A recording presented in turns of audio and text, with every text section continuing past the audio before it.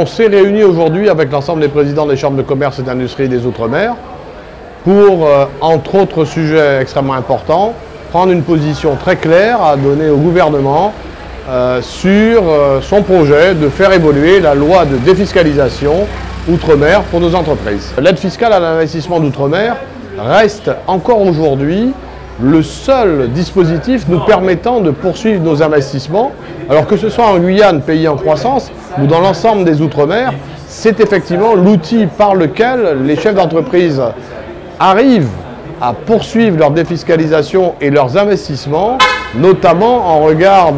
des difficultés que nous avons par ailleurs à trouver des financements bancaires. Nous avons effectivement analysé la demande du gouvernement. Deux risques essentiels sont aujourd'hui en face de nous pour traiter ce dossier. Le premier, c'est la vision péjorative que notamment le Parlement a de la défiscalisation. Et c'est d'ailleurs à ce titre que nous abandonnons ce terme pour parler d'aide fiscale à l'investissement outre-mer et permettre que la représentation parlementaire accepte des évolutions tout en maintenant cette possibilité pour des investisseurs extérieurs, des investisseurs y compris métropolitains, d'intervenir pour le financement du développement de nos entreprises et de nos économies. Le deuxième,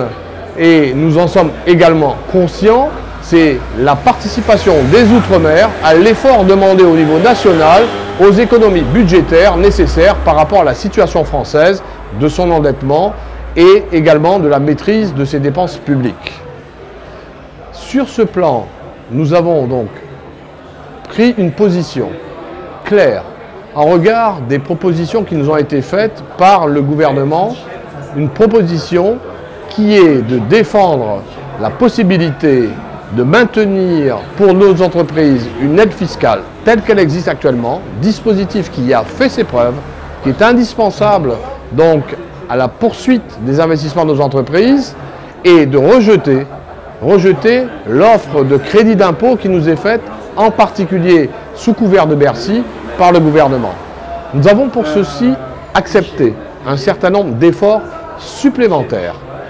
pour permettre de mieux maîtriser l'évaluation de la dépense.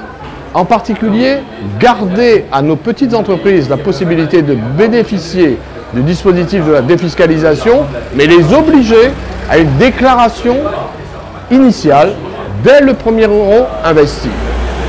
Ensuite, nous avons également accepté d'envisager de négocier avec le gouvernement, mais négocier sous la houlette de nos collectivités. Négocier un taux réduit de défiscalisation pour des secteurs qui n'apparaîtraient pas aux collectivités, mais aussi aux organisations professionnelles et aux chambres consulaires prioritaires dans chacun de nos territoires. Et enfin, nous nous sommes engagés à appuyer la nécessaire moralisation et la nécessaire réglementation de la profession de monteur en défiscalisation qui semble créer un vrai problème à Bercy.